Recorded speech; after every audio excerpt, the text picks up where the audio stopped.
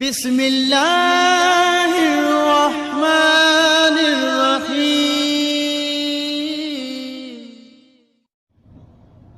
औज़ु बिल्लाहि मिनश्शैतानिर्रजीम। बिस्मिल्लाहिर्रहमानिर्रहीम। अल्हम्दुलिल्लाहि रब्बिल आलमीन वस्सलातु वस्सलामु अला रसूलिहिल करीम व आलिहि तय्यबीन ताहिरीनल मासूमीन व लअनतु अला अअदाइहिम अजमईन। अम्मा बाद मोहतरम नाज़रीन, अस्सलामु अलैकुम व रहमतुल्लाहि व बरकातुहू। जीअं त असांजी गुफ़्तगू शेख जाफ़र सुबानी हफ़िज़हुल्लाह जे किताब अल अक़ीदतुल इस्लामिया जे में हली रही हुई, जंहिंजे 35 नंबर दर्स सां गॾु तव्हांजी ख़िदमत में हाज़िर आहियूं। असांजी गुफ़्तगू इमामत ऐं ख़िलाफ़त में हली रही हुई। जीअं त असां इहा शइ बयानु कई, मुसलमाननि में इख़्तिलाफ़ आहे त ख़िलाफ़त जी तायीन कीअं थिए, त उन में अहले सुन्नत जो इहा नज़रियो आहे त ख़िलाफ़त उम्मत जी ज़िमेदारी आहे जंहिंखे ख़लीफ़ो बणाइनि, यानी ख़लीफ़ो उहो ई थींदो जंहिंखे अवामी मैंडेट हासिलु हुजे। जॾहिं त अहले तशय्युअ जो इहो नज़रियो आहे, इमामिया जो इहो इत्तिफ़ाक़ आहे त ख़िलाफ़त अमर इलाही आहे ऐं उन खे सिर्फ़ु ख़ुदावंद आलमी मुयन करे सघे थो।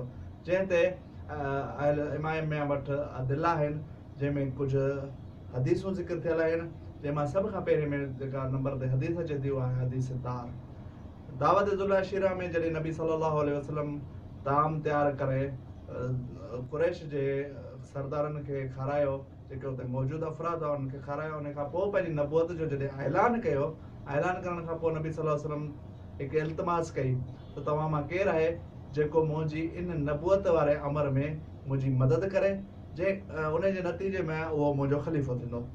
जॾहिं त उते काफ़ी सारा माण्हू मौजूदु हुआ, कंहिं बि हामी न भरी, ऐं मौला अमीर अल मोमिनीन अलैहिस्सलाम इहा हामी भरी। एतिरे क़दुरु जो नबी सल्लल्लाहु अलैहि वसल्लम 3 मरतबा सवाल कयो ऐं 3 मरतबा मौला अमीर अल मोमिनीन अलैहिस्सलाम हामी भरे करे ख़िलाफ़त जो ताज पंहिंजे सर ते रखी छॾियो। ॿिए नंबर ते जेका दलील रवायत अचे थी, हदीस अचे थी, जंहिंखे हदीस मंज़लत चयो थो वञे, जंहिंमें नबी सल्लल्लाहु अलैहि वसल्लम काफ़ी मरतबा इहा हदीस ज़िक्र कई आहे, या अली, ऐं अली तुंहिंजी मंज़लत मुंहिंजी निस्बत इहा आहे कि मंज़लत हारून इल मूसा, मुंहिंजी निस्बत तुंहिंजी मंज़लत इहा आहे जहिड़े तरीक़े सां हारून जी मंज़लत मूसा जे नज़दीक आहे। फ़र्क़ु सिर्फ़ु एतिरो आहे त ला नबी बअदी, मूंखां पोइ नबी न ईंदो, ऐं मूंखां पोइ जॾहिं त हज़रत मूसा खां पोइ नबी हो।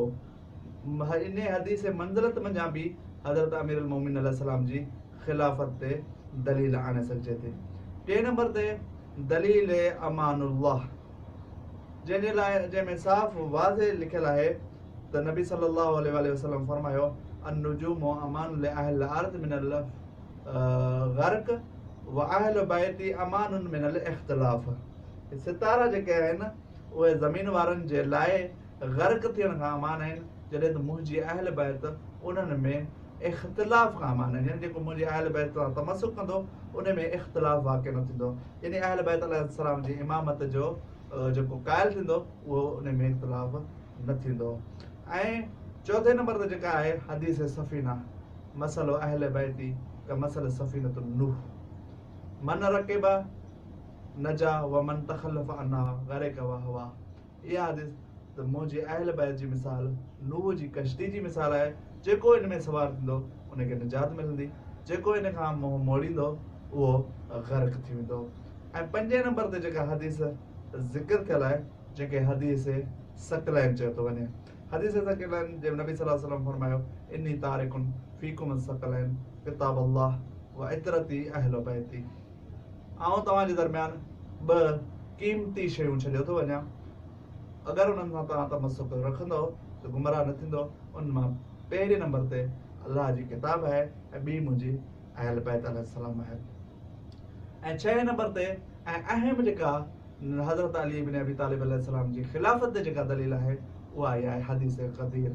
जॾहिं हजतुल विदा जे मौक़े ते या अय्युहर रसूल बल्लिग़ मा उनज़िला इलैका वारी आयत नाज़िल थी, त उन वक़्तु नबी सल्लल्लाहु अलैहि वसल्लम हिकु एहतमाम कयो। तमामु जेके हाजी सगोरा हुआ, जंहिंजी तादाद 1.25 लाख ताईं ॿुधाई थी वञे, उन्हनि खे नबी सल्लल्लाहु अलैहि वसल्लम ख़ूमे गदीर में जमा कयो। हिकु तवील ख़ुतबो इरशाद फरमायो, 3.5 खां 4 कलाक ताईं जो ख़ुतबो हो ॿुधायो थो वञे, रवायतनि लिखियो आहे। ऐं उन ई ख़ुतबे खां पोइ नबी सल्लल्लाहु अलैहि वसल्लम हज़रत अली इब्न अबी तालिब अलैहिस्सलाम जी ख़िलाफ़त जो ऐलान कयो ऐं जॾहिं नबी सल्लल्लाहु अलैहि वसल्लम हज़रत अली इब्न तालिब जी ख़िलाफ़त जो ऐलान कयो, ऐलान खां पोइ अल यौम अकमलतु लकुम दीनकुम वारी आयत जो सर्टिफिकेट नाज़िल थियो ऐं दीन कामिल थियो हज़रत अली इब्न अबी तालिब अलैहिस्सलाम जी विलायत सां। ऐं उन खां पोइ सिर्फ़ु एतिरो न आहे जो उन खां पोइ नबी सल्लल्लाहु अलैहि वसल्लम हज़रत अली अलैहिस्सलाम जी बैयत बि वरिती।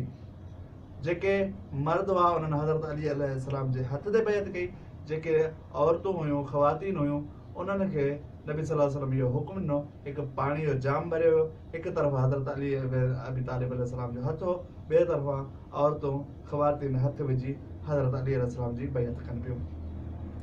हदीस गदीर जेका आहे उन में कंहिं बि क़िस्म जो शक शुबो न आहे। हदीस गदीर जे बारे में जेको उलमा लिखियो आहे त हदीस गदीर मुतवातिरा हदीस में आहे, जेका 110 सहाबिन खां 89 ताबीन खां ऐं 3500 उलमा ऐं मुहद्दिसीन खां नक़ल थियल आहे। यानी अहिड़े क़िस्म जी हिकु मुतवातिर तरीन हदीस आहे जंहिंजो इनकार ॼण रोशन चिमकंदड़ सिज जो इनकार आहे। इंशाअल्लाह असां इमामत ते अॻिते गुफ़्तगू कंदासीं। अस्सलामु अलैकुम वरहमतुल्लाहि